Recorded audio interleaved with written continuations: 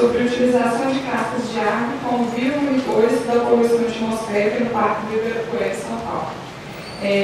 O José Hamilton é formado em Engenharia Florestal pela Exalc, mestre em arborização também pela Exalc, professor na Faculdade de Cantareira, especialista em meio ambiente na Secretaria do Verde e do Meio Ambiente São Paulo. 15 minutos para sua apresentação. Obrigado pela organização do evento. Estou representando a Ana Paula, teve uma entrevista, agradecendo a oportunidade de estar representando um estudo tão importante e que representa exatamente a importância da arborização como biomonitoramento também, árvores funcionando como barreiras físicas para a poluição que chega para a população. A questão desses danos, a questão do estudo ser realizado na terceira maior megalópole do mundo, São Paulo, as consequências diretas da poluição sobre a saúde da população, doenças cardiovasculares, o risco de câncer, e a questão também de consequências veladas, que são a influência direta da poluição na redução da vida das pessoas. Então, o Saldiva, ele caracteriza em 1 ano e meio a média de redução da vida das pessoas sob influência de grande quantidade de poluição. As principais fontes poluidoras são representadas pelas indústrias e os veículos, e a questão também da mudança de mobilidade urbana demonstrada pelo uso excessivo do automóvel. Aí a gente pode, nesse gráfico, a gente pode...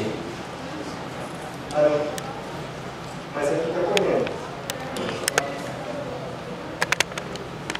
Não foi o primeiro? Anterior? Eles nem chegaram bem, então? Desculpa, pessoal. Vamos voltar então. Isso que eu falei, né? Então, por exemplo, nessa imagem a gente vê o domo, né, da poluição. Tem associação também direta com os efeitos das ilhas de calor, com as mudanças diferenciais de mudança de ar, né, da renovação de ar, essa concentração dessa poluição, e fica exatamente na faixa última, né, da respiração da poluição. Então, como eu falei, as principais fontes são automotivas, né, de veículos automotores, a questão do transporte, e a questão industrial. Nesse exemplo, a gente pode ver que o grande crescimento de veículos em São Paulo, atingindo quase 7 milhões de unidades, e a questão também do tráfego urbano ficar cada vez mais engarrafado, com a consequência também, com a consequente maior exposição das pessoas a esse trânsito. A questão do biomonitoramento, né, de cascas de vegetais, elas estão sendo utilizadas desde 1970. É uma vantagem por utilizar cascas mortas. As que são mais representativas são as rugosas e deiscentes, aquelas que descamam ao longo do tempo, que são abortadas. E uma questão também da importância desse biomonitoramento de uso de cascas mortas é que se conserva a biodiversidade. Há outros métodos de estudo, como a avaliação por líquens, por musgos e epífitas, que também cumprem esse papel, só que ao usar esses materiais biológicos vivos, você também tem um efeito direto sobre a biodiversidade. Então, um exemplo de cascas, né, você não tem essa influência direta sobre a biodiversidade.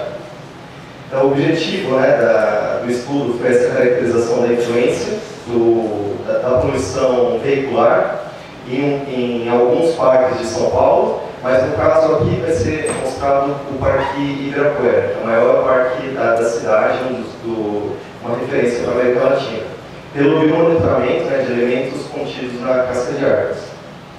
Então as amostras foram coletadas em alguns parques, a gente pode ver as regiões de floresta, alguns exemplos, a situação do município de São Paulo, e o ponto de controle que foi no bairro de Iguaçu, que é um bairro rural, né, que seria o controle, então é uma área sem a ocorrência dessa influência direta da poluição. Os métodos da coleta foram as camadas externas da casca, de 1,20 a 1,5 do solo, nessas espécies que apresentam essas características de rugosidade, de deiscência, né, da casca, como a tipuana, eucalipto e a citriona. A metodologia da amostragem, então áreas externas em direção a áreas internas, para serem realizadas essas comparações no estudo. A metodologia também do preparo das amostras, que era escovar essas cascas, né, retiradas, o ralador de titânio, a passagem por essas peneiras, e o objetivo era criar uma homogeneização dessa amostragem por um pó de casca misturado ao ácido bórico e por uma prensa hidráulica de 5 toneladas para compor pastilhas para esse exame específico. Foram analisadas pelo método da inflorescência de raio-x por esse equipamento, XRF, 720 horas, esse compactador, né, esse equipamento específico de análise. E a interpretação, né, desses resultados foi em isolíneas de concentração de poluentes, usando também essa metodologia, esse software, né, o Surfer 8.0, com a obtenção das isolíneas. O tratamento estatístico, a análise dos componentes principais, que foram quatro característicos elementos de poluição veicular: cobre, ferro, o zinco e o enxofre. E nos resultados, né, nos mapas, aí o Parque do Ibirapuera, que está no coração de São Paulo, né, como eu havia falado antes, é um parque de referência para a América Latina. Mais de 400 mil pessoas utilizam o parque aos finais de semana. E qualquer influência também no parque é uma grande... as pessoas ficam muito interessadas nisso, né? Então, para a gente ter uma ideia também dos resultados, as concentrações principais dos poluentes, né, no caso aqui o cobre e o zinco, elas se deram principalmente nos pontos de cruzamento e nos pontos de redução de velocidade. Tem algumas bombadas eletrônicas ao longo do trajeto, e esses eixos principais, que são as concentrações mais importantes dos elementos, são esses pontos de cruzamento. O que acontece? São os pontos que os carros ficam mais parados, né, os ônibus, então a concentração de poluentes é maior, e nos próprios redutores de velocidade. E à medida que vai se adentrando no parque, com a proteção da vegetação, a gente nota claramente essa redução também no teor de poluentes. A influência também do ferro e do enxofre, com as mesmas características, né, nas áreas de cruzamento, nas áreas de redutor de velocidade. A questão também das margens de segurança, então controle com teores mais baixos dos poluentes, aí no caso do elemento cobre e ferro. O centro do parque, que é a área mais limpa, né, a área que está sob a influência direta da proteção da vegetação, também com teor baixo em comparação com o controle. E as duas extremidades, né, o intermediário e a periferia, com as taxas maiores de poluente, como se era de se esperar, são as faixas de influência direta da poluição. Aqui também outra comparação, né, dos elementos enxofre e zinco, então o controle e o centro, o intermediário nem tanto com a influência direta da poluição, mas a periferia com essa influência direta.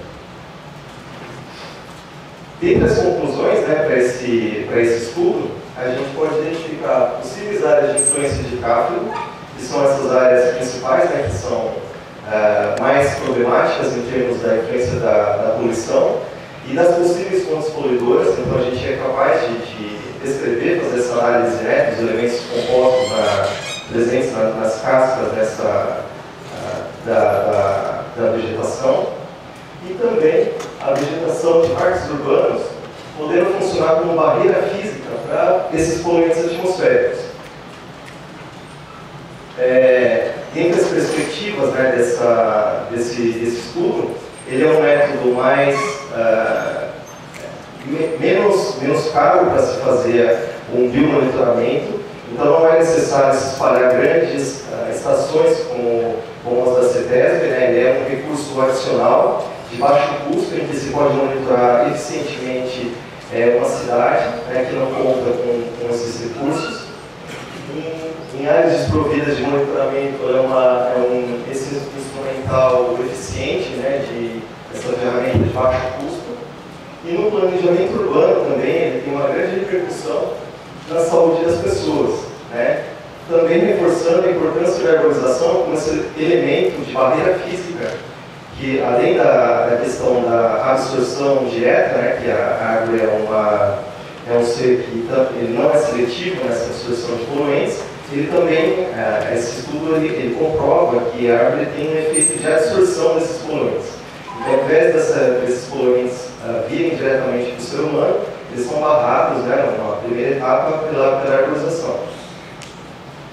E a questão direta, né, para uma reflexão, né, esse estudo também comprova essa proteção direta, né, exercida pelas árvores sobre as nossas próprias vidas. Né? Então fica essa reflexão do Carlos Drummond, né, que a gente tenta sempre proteger as árvores, mas que elas são o principal modo também na vida urbana, né, de proteção aos seres humanos. Esse estudo ele caracteriza essa proteção também, especificamente quanto aos parques urbanos.